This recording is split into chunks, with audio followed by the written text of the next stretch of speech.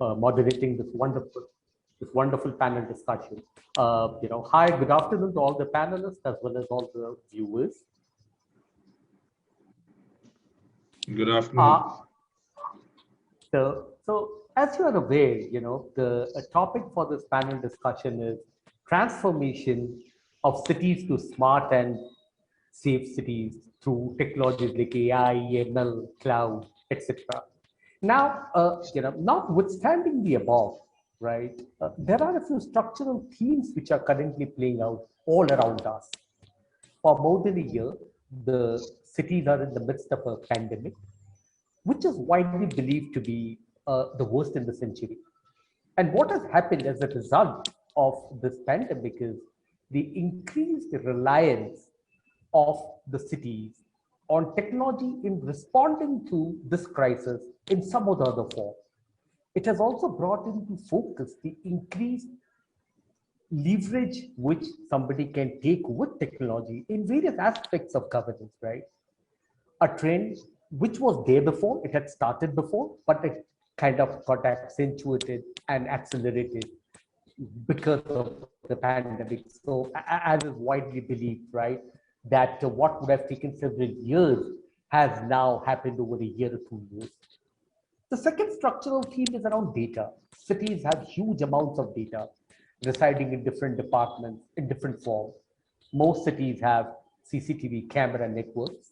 Variety of sensors are getting deployed as part of the smart city initiatives. It could be the environmental sensors, the flood sensors, IoT devices all across the cities, etc. And more than anything else, there is a growing realization within the city leadership on the importance of these data sets and how these could be leveraged for improved governance and crisis response. But then, as we are all aware, right, that data by itself doesn't help much. It needs to be converted into knowledge. It needs to be converted into insights and eventually actionable insights, right? And that's where emerging technologies like AI, ML, edge computing, cloud, etc., play a very vital role. But having said all of the above, right, uh, there are varied types of challenges which many of us who have been through this journey before are quite well aware of. So today's panel discussion will essentially discuss and deliberate upon various aspects of the transformation of the cities, leveraging data, leveraging the technology. What are the learnings? What are some of the steps which the cities can probably take going ahead? And importantly, how does one go about bringing the typical data culture in a city, which can help them realize the benefits of all that we're going to be talking about? With these words, I welcome all the panelists once again. To begin with, I would request Shri Athar Amir Khan from the Srinagar Municipal Corporation as the municipal commissioner there. So, one of the questions which has always been, of a lot of interest to everybody is what are some of the AI, IoT, cloud related interventions which have taken in your organization? I mean, in some shape, size, and if you could elaborate on one or two such interventions in course of, your opening remarks here.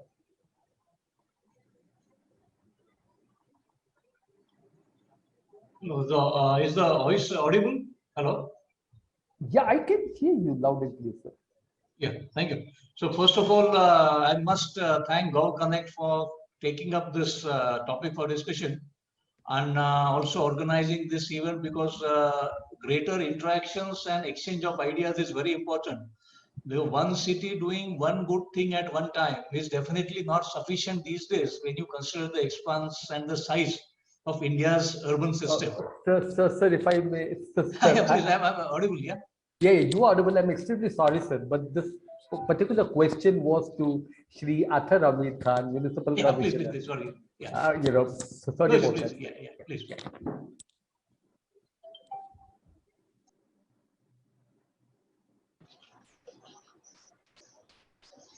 So, sir, I had, posed the question. I'm not sure if you had heard that, sir. Do I repeat it? Good afternoon. Is this audible? Is this audible? Yes, yes, absolutely, absolutely. We can hear you Okay. loud and clear, sir.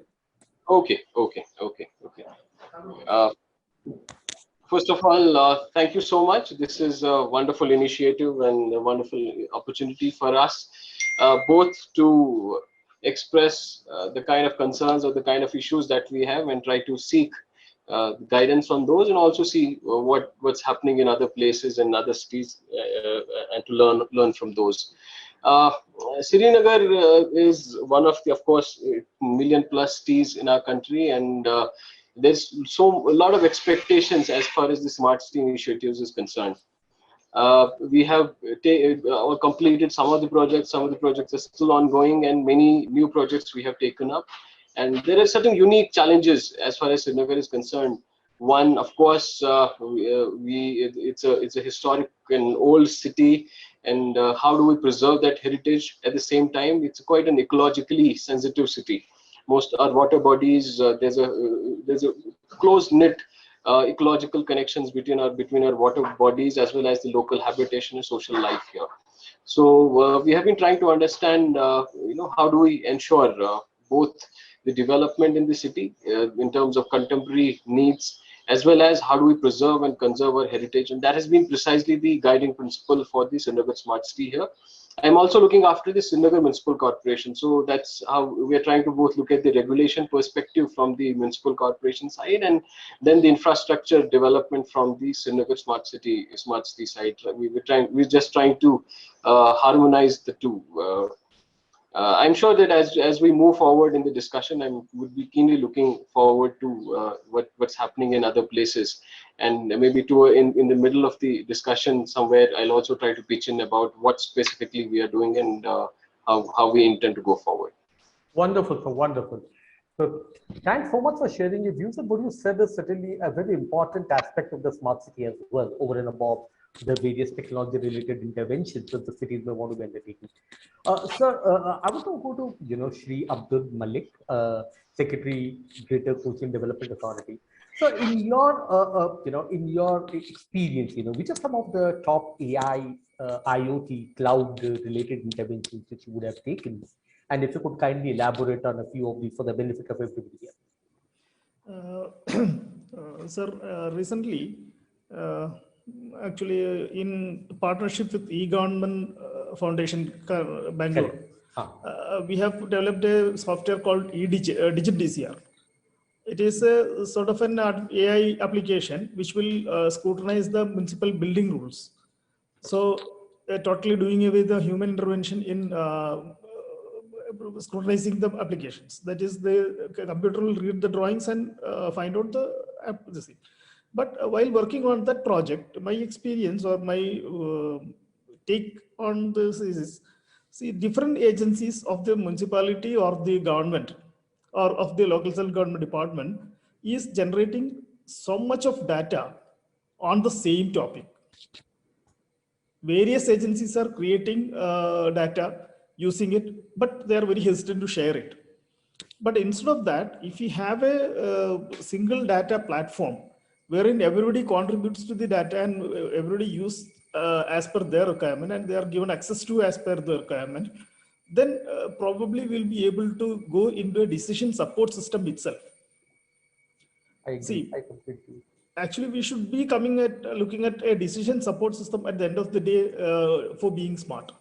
Because even the council, if they are before making a decision, while they're making a decision, if they have analytical support from the AI or using the AI or cloud storage and things like that. So we don't have actually, I will not say that we don't have the tools. The community, the technological community has the tools to do it, but it is never been deployed. So if these data sets are available in a predetermined format, and if this can be analyzed, it can be with using the proper analytical tools, if you are able to present the data into knowledge and to the society and to the governing bodies, it will be much more helpful. But instead of what we are doing is that we are creating a lot of data and creating chaos. So there should be a solution that we should be looking into that. Absolutely brilliant point, sir. I mean, but then there is something known as an India Urban Data Exchange, which the Smart Cities Mission, sir, has launched. Currently being deployed in a few cities in India. And the very purpose of the India Urban Data Exchange is to solve some of these issues where the departmental data, which is currently residing in silos, there's a lot of duplication as well, as you rightly said, right? This data is essentially cleansed, right? Yes. And integrated with a larger platform, which can be accessed by the world at large. And that is when you can invite the academia, you can invite the startups to basically work on those data sets and create the value which you specifically are looking at, sir. So this initiative has been undertaken by Smart Cities Mission, and probably in some 7-8 odd cities it has been rolled out so far. The plan is to ramp it up to as many cities as possible in the years to come, sir. So you just thought of our portal on city finance. A good example. No, I completely agree. And other than the India Urban Data Exchange, sir, there's another concept on the open data, portals, right? So the cities have been encouraged to, kind of share their data on the open data portal. Of course, considering the data privacy, security related aspects, right? So, there are some of these measures, but yes, I agree. I hear your point, sir, that a lot more needs to be done to make it really institutionalized. And what you suggested is actually the situation in several organizations, be it at a city government or at a state government level. So thanks so much for your views, sir. I would now go to Mr. Samir Unhale, who is the Joint Commissioner, Directorate of Municipal Administration, Maharashtra. So my question to you would be, Shri Abdul Malik narrated some wonderful use cases, right, of leveraging AI for scrutinizing the building rules, applications, etc., right? And some of the challenges they were. What are some of the other city-based use cases which can be undertaken based on these technologies that we're talking about? So AI for scrutinizing the building application is a phenomenal use case in partnership with Eager Foundation, but I'm sure there are going to be many more. So if you can please help the audience and the co-panelists with some of those.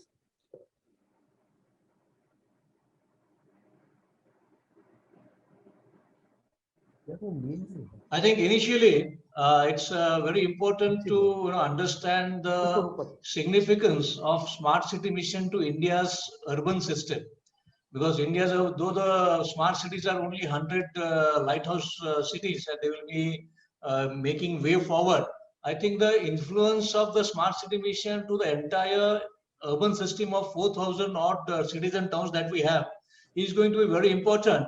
Because knowingly, unknowingly, we are focusing only on the municipal approach for handling Indian cities, and it has shown its strength as well as its weaknesses. So just going using a municipal approach for solving India's problems of cities and towns, I think has its limitation.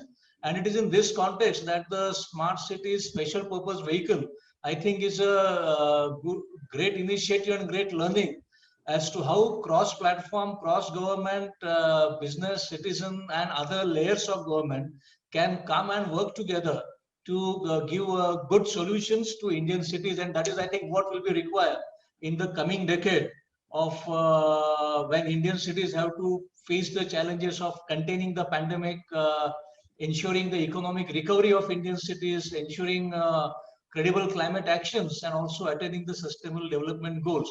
And it is in this broad framework, the concept of smart cities, I think, is important.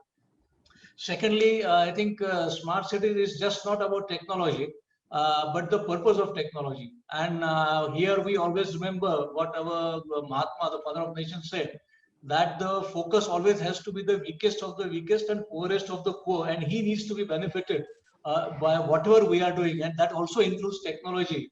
And therefore, the issues of inclusion, gender, poverty will be a important, light signs for us to follow when we are evolving, conceptualizing, planning anything that we want to do in smart cities.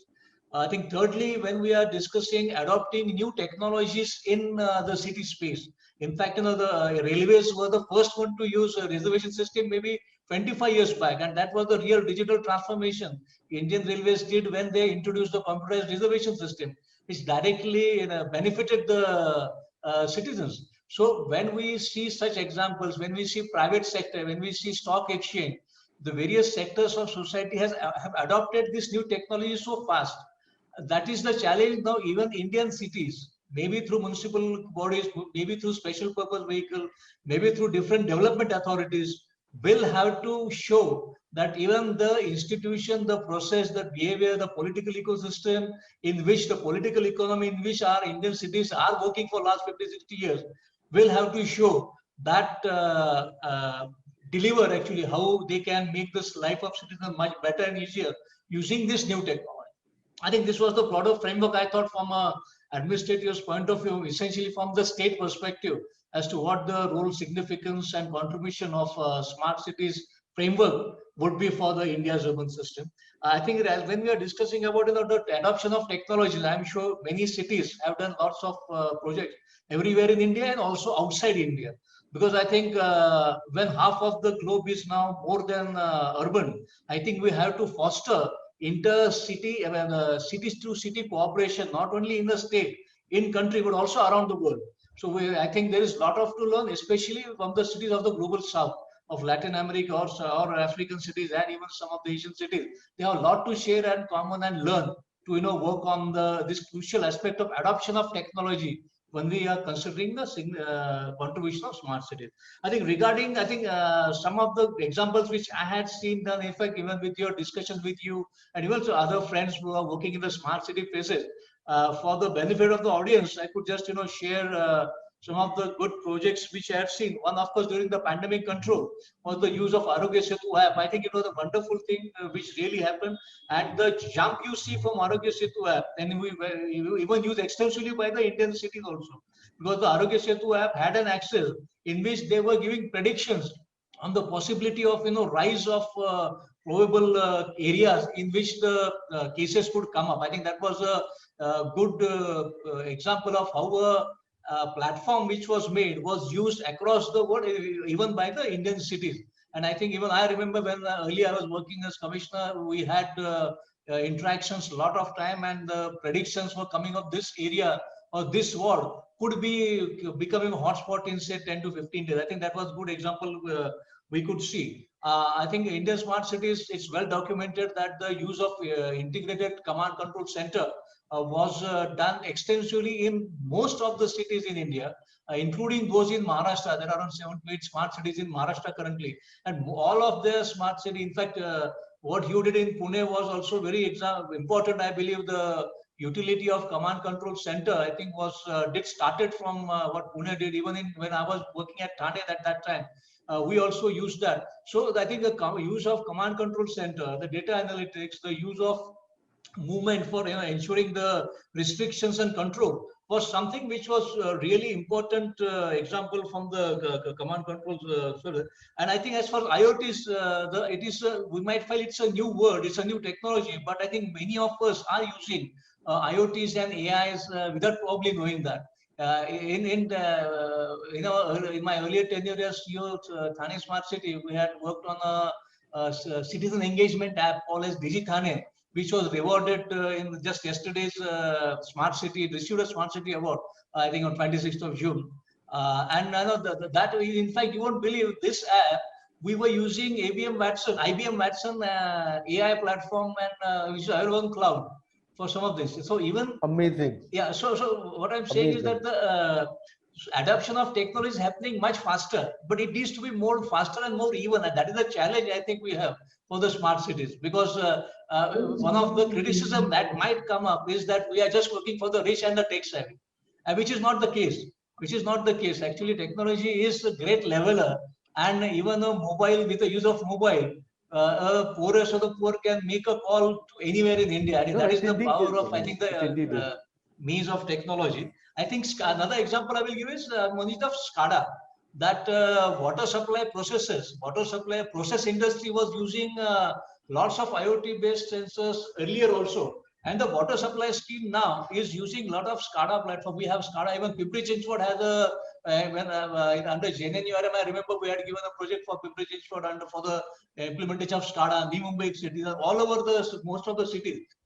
So I think, remote control, remote operated water valves and remote water supply pressure gauges are now being used in Indian cities.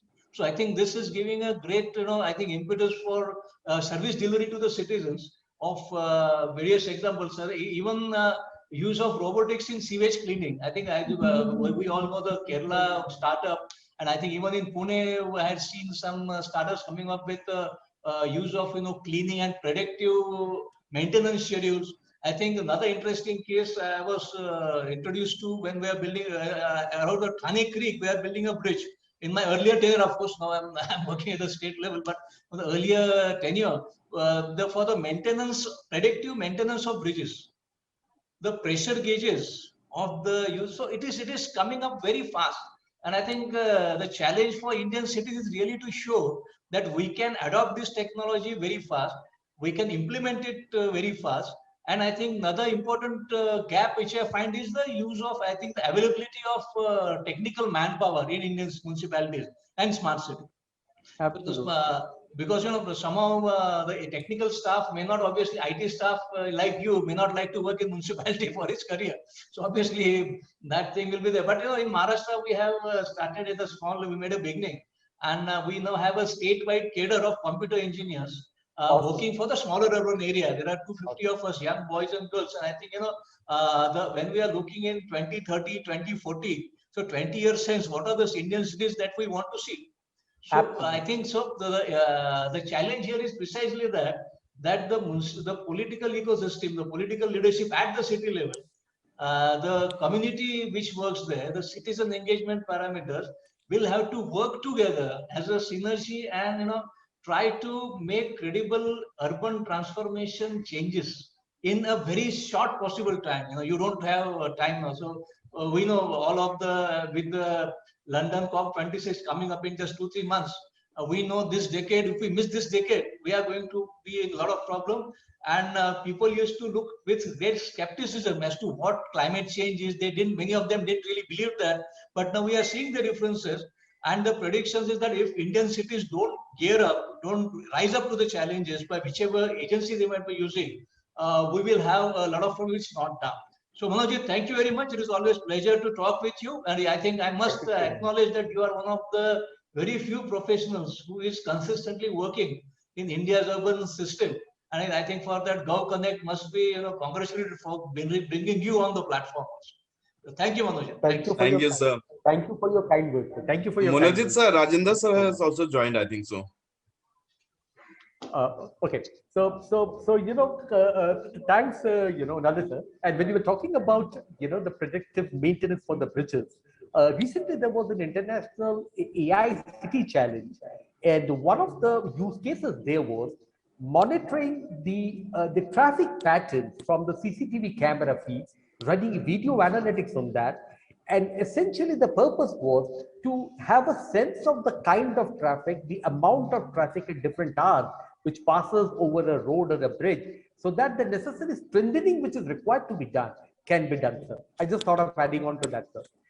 So, going ahead, I mean, we are going to be seeing a lot of other IoT use cases as well. I mean, smart street lighting is a very important component, which several cities have started implementing. It provides a lot of benefits to the cities in terms of energy efficiency.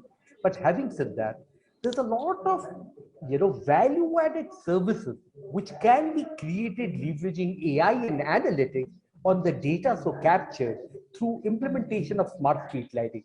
I would now call upon Mr. Rakesh Trivedi, who is the head marketing SCM and IoT ecosystem development of Tata Communications, to inform us about what all are the various initiatives the Tata Communication is taking in this space, so that we also get to learn a lot more about your offerings in this area. Hey, good evening, everybody. Good afternoon, everybody, and it's a pleasure to be a part of this session. It's actually a privilege, not a pleasure, to be a part of with the august company of everybody on the panel.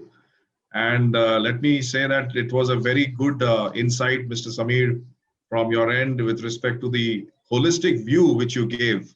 Uh, a bit of an introduction for myself. I have been with Tata Communications for the last 3.5, 4 years.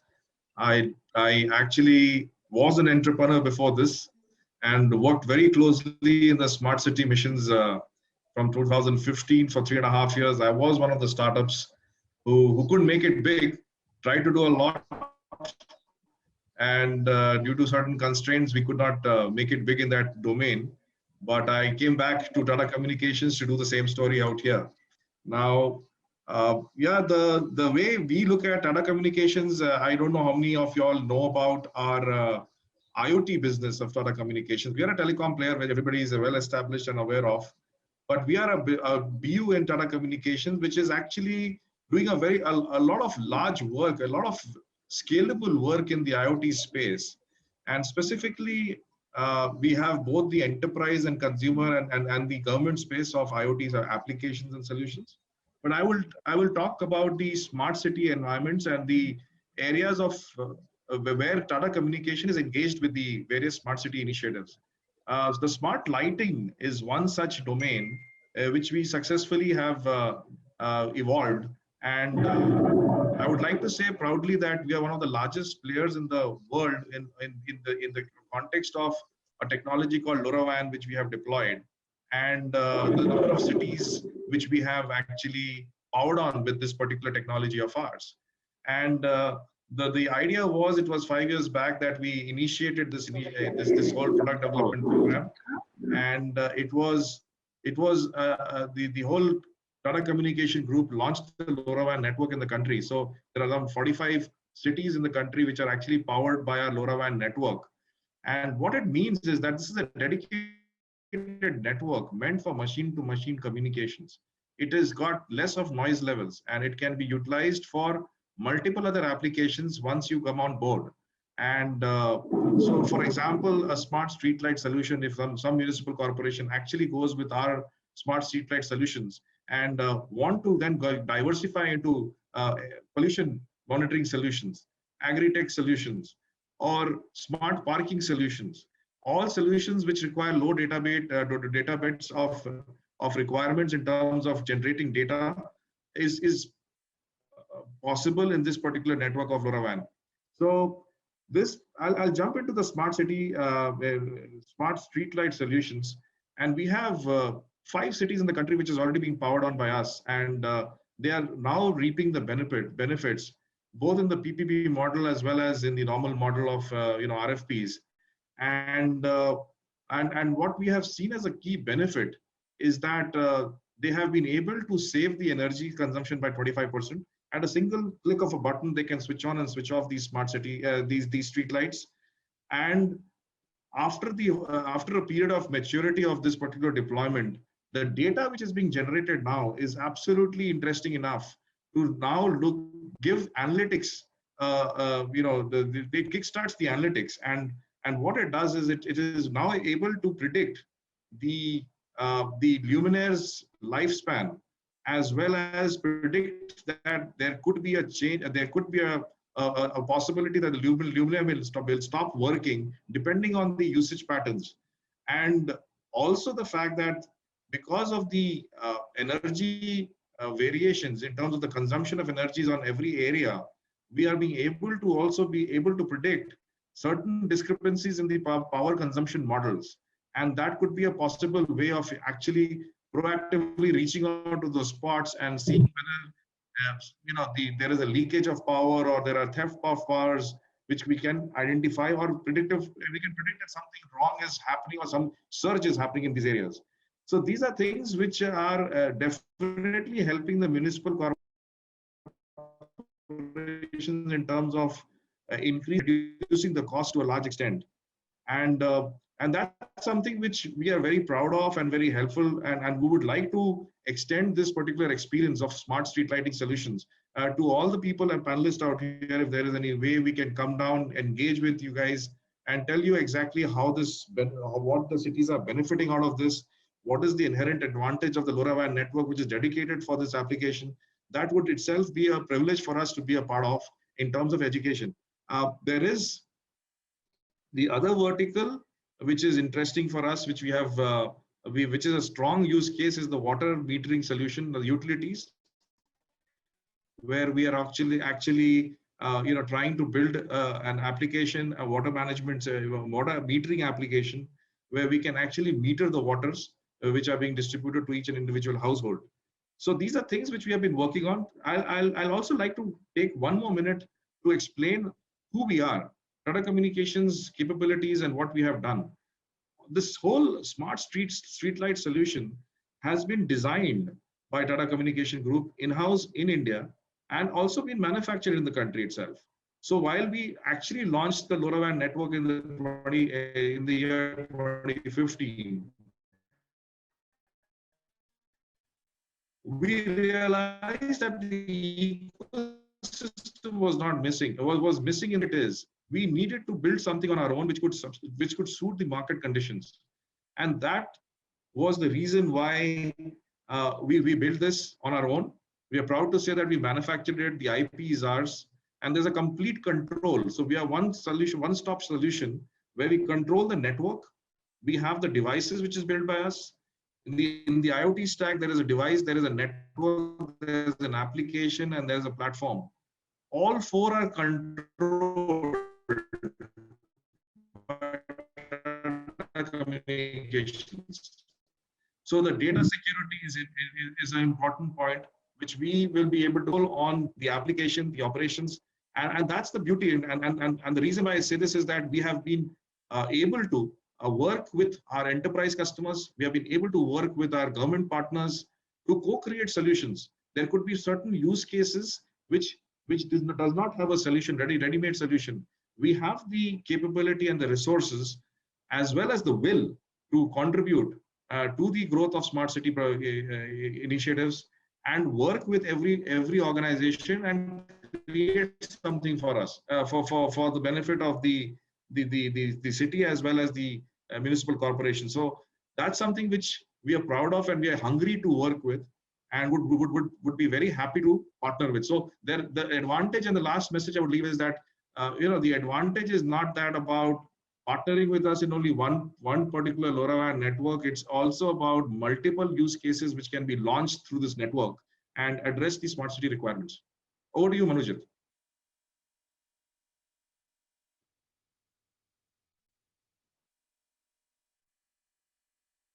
You're on mute. Sorry, I'm so sorry about that. So, what I was saying is that before I let you go, Rakesh, I mean, there is oftentimes a question, when we talk of emerging technologies at a city level, particularly, I mean, in terms of standards, right? Whether it is interoperable, and, whether the applications will be talking to one another, etc., etc. Now, you would be aware that the 1M2M standards, which has been published by CDOT, has also been accepted in India by the Smart Cities Mission as well. So you want to talk a few, maybe a minute or two on that, to give the cities the comfort feel that from a standard standpoint, right? I mean, it's something which is as per the standards and which is accepted in the country today. Yeah, the 1M2M standards is something which has been worked upon by CDOT and the group of people, yes, and it's been driven as a standards and accepted.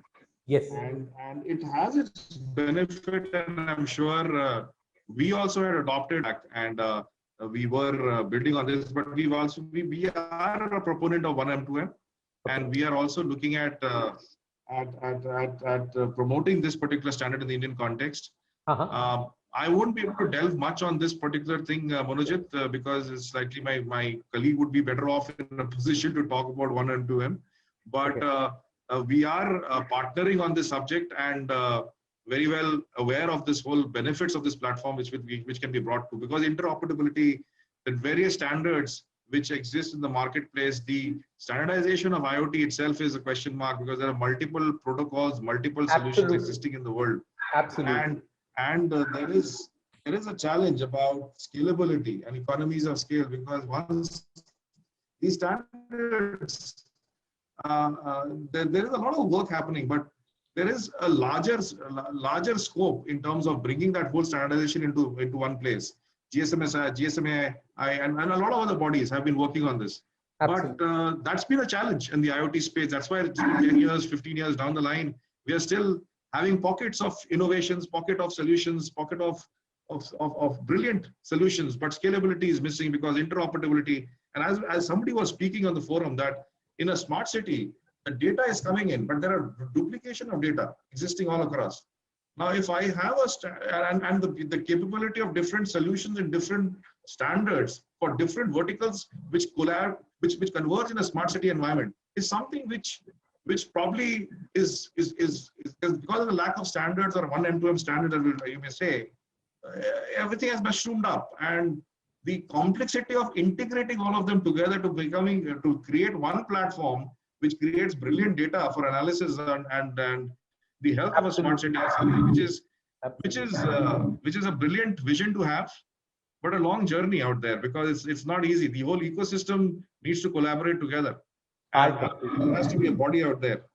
No, I completely, but then the situation is much better today than what it was maybe in 2014, 2015, in terms of clarity on some of these aspects, which wasn't there at that time. But today, 4-5 years down the line, after the mission has moved on, right?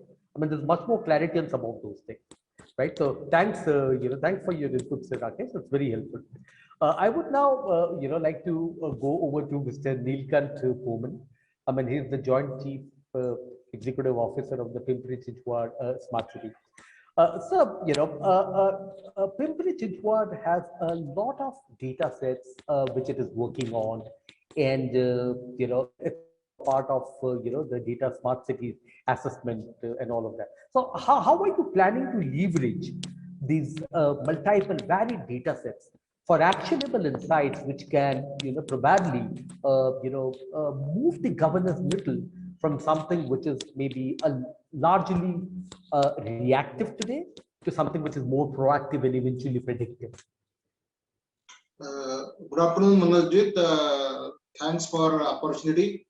Basically, you are rightly pointed out the Pimpri-Chinchwad Smart City, this data smart solution and data maturity assessment framework is the second rank in the country, which is declared in the 6th anniversary of the smart city. The Pimpri-Chinchwad has been created data sets, different data sets, almost 144 data sets, and which is to be published to the open domain. So the data sets created not only from this Pimpri-Chinchwad Municipal Corporation, but these authorities which are working in the city, the different departments like MSDCL, police, traffic, transports. So all these data sets have been created in the data sets and the published. Pimpri-Chinchwad is one of the city which having a data open data policy and which is leverage for the citizens. Basically, the challenge for this city, the Pimpri-Chinchwad is emerging city, and it is one of the transport hub, one of the automobile hub of the India, where all the citizens stay from all over the India. So no citizen has to come for any data, any utilities required for the citizen, and do not waste their time for any governmental work. So that has been done by these creating call center 24/7, then logging these grievances online methods, then Right to Service Act, which is implemented perfectly by this Pimpri-Chinchwad city. And not only that, we have been created the Citizen Facilitation Center across the city, 63 places. But as you rightly said, this is totally open. This is, you may call it open government. Pimpri-Chinchwad is a third round city, which for the smart city comes second up to 2 years later than the other cities. But we will find that in the city's perspective, so we have been created the IoT based the cloud environment, in which the smart water meters installed overall the cities, and rightly said this, we are using LoRa based technology from this Tata Communications, which is live the results which are reflecting to our control and command centers. Then the smart flow meters, which are the IoT based flow meters, and detect the flow directions and the pressure of the water distribution in the city. And this very few cities are working for this water model, which is connected directly to the IoT based sensor based devices and connecting to the control and command center. And this is the priority of this equal water distribution to the citizens. Then we have been installed the environment sensors across the city, and will take the every day the quality of the air, quality of the noise from these different places of the city. Accordingly, department is going to interact with that. Then the smart parking is one of the biggest problem in the parking is one of the biggest problem in the city, and we converted in the IoT based sensors into this smart parking to detect all these occupancies, and it goes to the not only that mobile app also. So these are the interventions we are doing, and now the cloud based. So you are rightly pointed. So overall backup of the ICCC is the cloud based. Over to you, Manoj. Thank you so much. I mean, these were wonderful initiatives, sir, which is being taken by Pimpri-Chinchwad Smart City. But just following on, to what you just said, right? So, I mean, if I heard you right, you were talking about open data policy, smart water meters, smart flow meters, environment sensors, etc. So these will be generating a lot of data, right? Now, what's the plan to, work with this data on? And more specifically, I mean, what are the challenges you foresee in bringing in the requisite data culture and thereafter in leveraging this data using AI, ML, etc. to drive value? What are the challenges you foresee? Yeah, this is a very right and crucial questions. Basically, the data generated from the various IoT devices, various sources, we are making our analytic tools in the AI-based analytic tools. And these analytic tools, basically, we are using for the traffic, then the transport, then the CCTV surveillance. So with this data generated, is you are rightly said, it is not dumb data. The generating data and going directly to the backups. It's not the purpose of this whole system. So this is having intelligent use of the data. And for this, Pimpri-Chinchwad is going to make data analytics tool, and different ICCC platform is to be created for this. Now you are rightly pointed out the challenges. So the challenges is the right manpower and the willingness of the department, priority of the department. So these are the basically challenges. But rightly, we are overcoming these challenges by this how to become this easy and how they get data easily. So further, we are enhancing all these data challenges, giving everything to their mobile app. So whenever they are at home, they are not to take any call anybody or their colleagues call to anybody. So they will be available all the data sources from the data analytics tools to their mobile devices, to the mobile apps. So this is our the additional thing we are doing for this Pimpri-Chinchwad Smart City. Okay, over to Bandhaji. Oh, that's wonderful, Mr. That's wonderful, Mr. Puman, right? So I would now, like to go over back to, Shri Athar Amir Khan, Municipal Commissioner, Srinagar Municipal Corporation. Right? So are you there? Yes, absolutely. Absolutely. I was keenly listening to you all. Yeah. Please. Yeah. So, based on what you would have heard so far, right? I mean, how do you see, these things really going forward? So on one hand, we have been talking about, and quite rightly so, about data, about leveraging technologies to create value, right? But then as the municipal commissioner of Srinagar Municipal Corporation, right, today you also have a lot of data sets within your department. There are a lot of other allied data which can come from different sources of the government. Say, for example, the weather data from IMD, right? Now, if you have to really create value out of these data sets or put in new sensors based on your requirements, how do you really foresee taking this ahead in a corporation? Because typically, sir, as you're aware, municipal corporations, or for that matter, city governments, state governments haven't really been at the forefront of technology adoption for a whole variety of reasons, which you're all aware of. So how do you see the landscape and what are your plans, I mean, if you were to take this ahead? I think this is an extremely important area of discussion. I'll give a little bit of a context, background context to what we're doing in Srinagar and how we are trying to look at this situation. In Srinagar, as you all know that in the smart cities, we have these integrated command and control centers, and in Srinagar, we are trying to make this ICCC more as an umbrella structure for whatever IT interventions are being done in the city. With the ICCC, we are coming up with our own data center, which is going to be highly secure data center. So that enables us to host and keep the data with us in the city, and that too with the latest security features.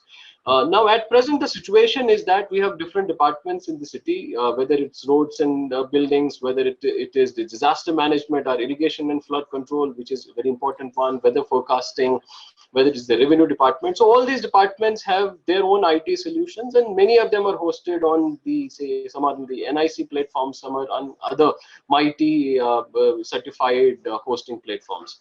And in many cases, some are still hosted on certain private hosting platforms, which is being changed, which is not now allowed in the government sector as of now. So what we're trying to do is we're trying to create this overarching umbrella structure through this ICCC, in which we want to connect all these services to that one particular superstructure, which has these inbuilt data security or data privacy and other features. That is point number one. Point number two, in Srinagar, we come up with we have one more crucial problem, is that is of the connectivity. What happens is, because of security and other reasons, many a times the internet gets snapped in the city. So, say for example, our traffic lights, as of now, they are being connected through the GSM connectivity. So are many of our security cameras and other sensors which have been placed along the river Jhelum and others. So what we are trying to do is we have also conceptualized one important project for Srinagar. We call it Srinagar Data Network. Under the Srinagar Data Network, as a part of Smart City initiative, we are trying to connect all the major installations and major public places, whether they are the street lights, whether they are the traffic lights, whether they are the security cameras, whether they are our disaster management sensors, whether they are our these wearable messaging devices.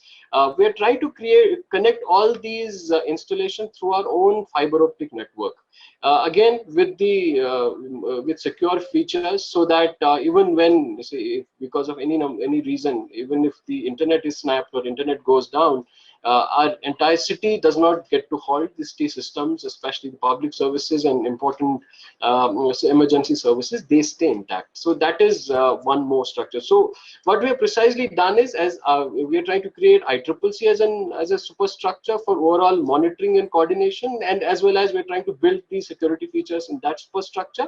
Number one. Number two, for the connectivity part, we are trying to come up with our own fiber network, so that it becomes both in terms of revenues and in terms of the cost that we are incurring, the city is incurring in terms of connectivity, that gets down, as well as we have an assured and secure connectivity between the different systems. So that's how we are dealing with it. Same one more from the public service delivery perspective at the moment, because every department, even the corporation, different wings of the corporation, they come up with the solutions of their own. So now we have also tried to devise that we have one common platform for the city. We are calling it eSrinagar. In fact, we'll be launching it tomorrow. Honorable Lieutenant Governor is going to launch it tomorrow. This one eSrinagar portal and eSrinagar app is going to be one solution for all the different departments. So in that one app, we are hosting whether it is drinking water and sanitation, whether it is the municipal services, whether it is power development, whether it is revenue services, whether it's for say industries related permissions, housing related permissions, all those features, all those services, we are trying to capture it in one common uniform portal, one uniform app, which is again connected and hosted in our ICCC. So that is how in Srinagar we are trying to look at this issue. So I think that's wonderful. That's really wonderful, and hats off to you and your team for putting this all together. But sir, if I may ask, sir, following on and what you just said, I mean, have you identified some use cases for the ICCC? So you have ICCC, which is nothing but a city engine platform, right? And then you have multiple city applications. The city applications are all going to be integrated with the ICCC. But then once all of that is done, what are some of the use cases you may be keen to pursue? Say, for example, suppose there is an accident. So there is a standard operating procedure which is built in, which essentially leverages on the capabilities of the ICCC. So, sir, have you defined some such use cases, something like a flood prediction or a disaster management, etc.? Yes. Absolutely. There are a few things. For example, disaster management. Srinagar comes in the seismic zone 5, and also it's one of the flood prone. We have seen the kind of devastation 2014 floods has done. So in terms of disaster management, that's one of the important use cases for us. So what we have done is we have our irrigation flood control department. They have installed these flood monitoring sensors all across the river Jhelum. So we have integrated that input data with our ICCC. So that whenever along with the MET data which is coming from the sensors of the meteorological department, IMD and all. IMD, yes. So that data we're also integrating with it, and it's giving us real-time actionable points. So what to do? So we were able to identify which areas are going to be inundated first, and do we need to do evacuation here? How do we do that evacuation? That entire value, both actionable chain as well as the back-end chain in which we are getting the input data, that is being integrated, and it is one of the integral parts of our disaster management component in the ICCC that we are working on. Number one. Number two, another issue for us is the traffic management in the city. So we have implemented one of the adaptive traffic control systems, ATCS systems, which is right now in the implementation phase. We have almost completed the half of the junctions under that ATCS adaptive traffic control system. So that again we are trying to integrate with the ICCC, and later on we are trying to add up more intelligent traffic management systems like ANPR devices and other devices with these junctions. The aim is again. So tomorrow, for example, number one, we want to ensure that there's a smoother flow of traffic in the city. Number second, whenever there are exigencies, for example, we need to create green corridors in the city for the movement of ambulances, for the movement of say security in terms of if that is needed. So that our fire emergency services, we want to club that, integrate that along with this again. So for example, if there's a fire incident in one of our downtown or the old town cities, so that incident gets created and it goes to our ICCC. From ICCC, again, we were able to control our traffic management system, and we can create this corridor for the fire tenders to move in the swiftest and quickest possible time to the location where we have to address this issue.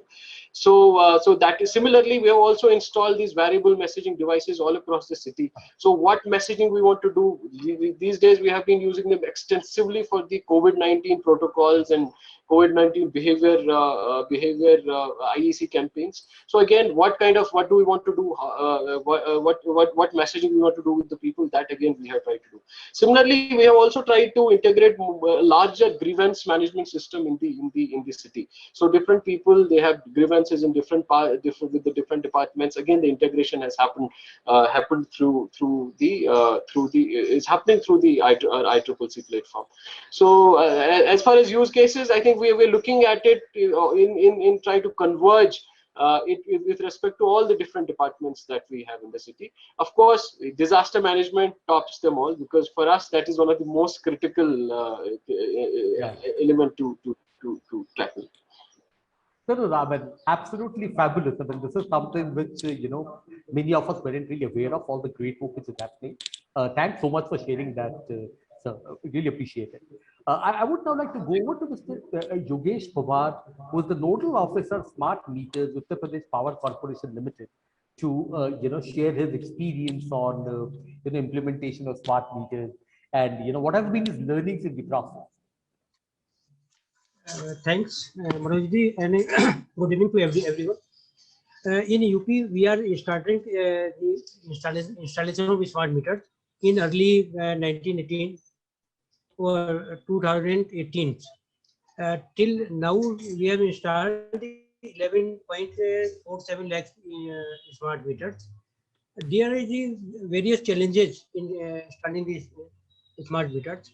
Basic challenge that we have faced is the communication challenge.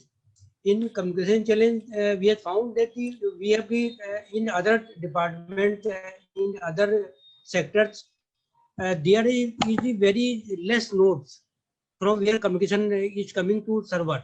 But in our case, every meter has a one node, and that's why there is a multiple nodes. And from multiple nodes, we are facing the communication issues. Presently, we are using the GPRS technology. We are planning to go to IoT in future and 4G services in future. But this is a great challenge. Second challenge we are facing in installation of smart meter is that the integration of various products. There is a multiple products. Integration of every product have a different issues.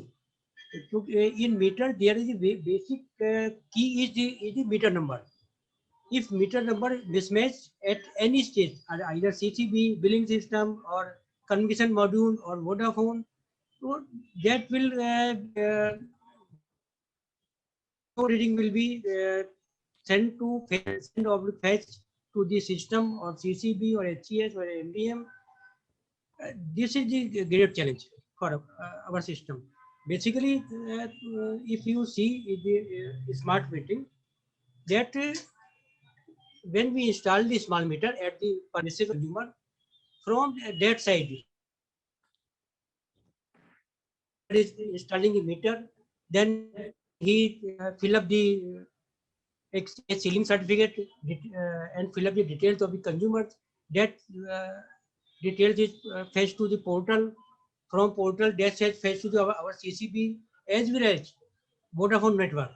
Otherwise, in Vodafone network, we are using the Vodafone network in UP.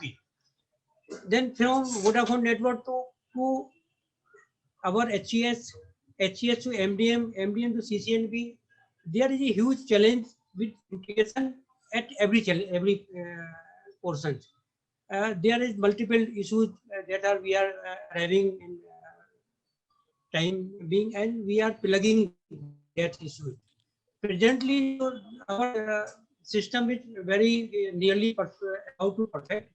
Presently, we are able to generate the bill 98% by 5th of 6th of the month of every, and we are able to deliver that bill also by 5th of 6th of every month. This is a great achievement from the use of the smart meter, as well as the consumers is also having the good impression that he can see his consumption or bill and other parameters at their mobile apps, as well as website from our website from corporations. So consumer is also having the multiple options to see their usage of the electricity consumption. In future, this is the past history. In future, we are planning or doing the data analytic work. By the data analytic work, we will be able to tackle the consumer behavior of consumption, daytime, off peak time, evening time, and by behavior of we will be able to supply the consumers, or in future whenever the non-conventional energy is much more than energy, and this will be very helpful to regulate our grid as well as the overloading of grid will be minimized by using all these parameters. So in this we are doing in for future, and as the saturation presently the smart meter is installed at scattered means different divisions in towns, scattered manners. Whenever this saturation is completed in any town, any division, then it will give the better result to consumers as well as the department as well as the nations. Thank you. I think this was fantastic. I mean, I particularly like the fact that you have also started focusing on the data analytics piece, basically for tracking the consumption pattern, the consumption behavior, etc. I think so. Thank you so much. I mean, this was really great. I would now like to go back to Shri Abdul Malik. Sir, in case you are there, sir.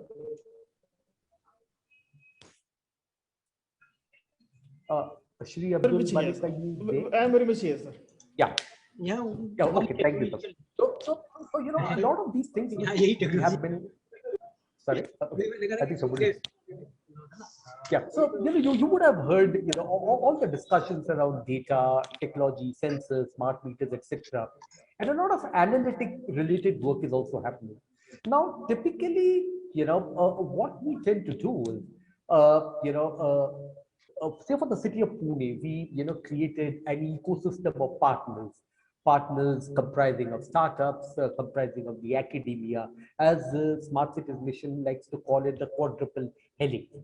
Now, my question to you, sir, more specifically is, what are your thoughts on procuring innovation from startup and small firms?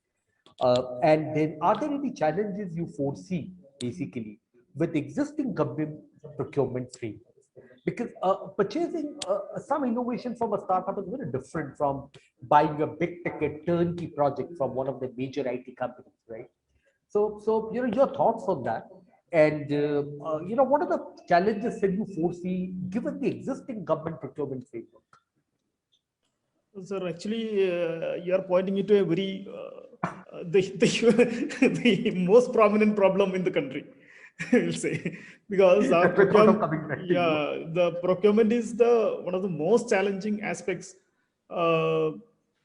in this environment. Since I'll share my experience with the development of Digit DCR. That's actually that exactly we knew this problem at that time, because an innovation getting into a government system from the procurement part, it is very what you call very tricky. Very tricky. Yeah. So the first decision we made was that we are not going to use government money. Okay. Okay. So then we have actually this experiment was conducted in Kozhikode Corporation, Calicut Corporation. So we had this Malabar Chamber of Commerce. So this Chamber of Commerce, they decided to pool in the CSR funds to finance the project. So that was around, the project cost was around 50 lakhs. So the Malabar Chamber came forward to provide the funds through CSR. Then we had a team of officers from the department who are domain experts. Correct. And then eGov came out with their coding expertise. So eGov Foundation was also charging on almost on a cost basis. Actually, they had spent more money than what we gave them. So it was a partnership between the business, the industry, the government, and the NGO and an NGO. So once the product is developed and when it is acceptable to the community, that which we made sure by the stakeholder participation. That is the practicing engineers and the architects volunteered to do the training part of it. So they were part of the system. So everything was done in a very transparent manner. So once the transparency is there, once the intentions are clear, then the acceptance will be very, but it's not a, while developing an innovation, that is fine. But when you scale up, this procurement issues again will come surface, but it will be what you call it, a manageable scale. True. But if you're going for a straight away, how we can support a startup or how we can procure from a new company, that is a very tricky question, and most of the offices, not most, all the offices will shrink off from that because the risk involved. I So- completely agree. So with stakeholder participation and transparency, then only we can sell the innovations to the government. That is my experience. So one of the things which we had done was basically, we used to run a challenge or a hackathon, right? And we started doing that from 2018 onwards. And one of the policies which we put in place was that, there's a certain amount of prize money, right? And that prize money can be determined by, by the city leadership. So say, for example, for the healthcare department, for the health department, we are doing a challenge, right? And there's a certain amount of money, say 15 lakhs or 18 lakhs or whatever. We keep that separate for the winners of the challenge, right? So say, for example, the top 3 winners of that challenge. So we create the problem statement, float it, and then, there's a start of bid for it. So the top 3 winners, instead of giving them the money, we would kind of give them the work order basically. So if there are 3 use cases of the health department, 3 different, startups, we give them the work order, and the money is not paid in one go. The money is paid as milestones for completion of the project, right? So that has in a way, helped us in some of the areas, though I completely agree that when it comes to scaling it up at a big way, because, when we do these kind of challenges, the amount of money we can pay is a little limited, right? Maybe 20, 25 lakhs or 50 lakhs at best. But then when you require money which runs into crores, that is when the problem again starts occurring. And one of the ways which we could think of at that point of time was basically to do a Swiss challenge, if you will, right? So, there is a startup which has created something, and then we run a Swiss challenge with they being given the right of first refusal, etc. So all the norms for that. But then having said that, these are all pretty new concepts from a government procurement standpoint. And it's not really easy to really push forward with some of these things. Ironically enough, the choices of innovation typically comes from the startups, comes from the engineering college students, comes from a lot of these young, entrepreneurs. But then when it comes to procurement, we, kind of, hit some of the other roadblocks. So that's the unfortunate part, but I'm sure we will certainly, work out ways around it. So, recently the Smart Cities Mission has launched the transport for all challenge for, around 130 odd cities. And one of the things which they have made mandatory for a city to participate is that they should be willing to tweak their procurement policy framework. This whole challenge is all about problem statements. The problem statements will be, opened up to the startups, to the young entrepreneurs. Solutions will be developed, which will be piloted at a city level, then scaled up at a later point of time. So for a city to participate in this challenge of Mahua, essentially, one needs to be ready to tweak their procurement policy framework as well, right? So that's probably, one of the ways of, trying to bring about this change in terms of how do you go ahead and buy innovation from some very young organizations, young startup entrepreneurs, and all of that. So I think we are very close to finishing our panel discussion today. I would like to, thank each and every of the panelists who have been, with us for, for more than an hour now, for having shared their views, their learning. I'm sure, it's been a phenomenal experience for all of us. We have all learned, exchanged views and all, and it has benefited all of us. Thank you so much. Thanks for being with us. Thank you, sir. Over to Fahid. Thank you, Manojit sir. You have done a great moderation, handling a diverse panel from say Rakesh sir from Tata, then Yogesh Kumar sir from UPCL, then Athar sir from Srinagar, Nilkantha Poman sir from Pimpri, Abdul Malik sir from Cochin. Then we have got Samir Unhale sir from Maharashtra. So in fact, it was great listening to various speakers and understanding. Actually, it was a diverse, if I say diverse discussion. And I would like to thank you all for being a part of this. And I look forward to having you all in our next conclave. Thank you, everyone. On a lighter note, Fahim, can I have the last word here? Yeah, absolutely. Absolutely. I am an employee of Tata Communication and I have an opportunity to sell. So Absolutely. I heard Mr. Yogesh from UP saying that there are issues on the network side. Try out the LoRaWAN network, sir. It's slightly different. I know it's the energy market we're talking about and we are going there, but the other gas and water segment, this is a dedicated network and it does better job, and it's only meant for machine to machine communications.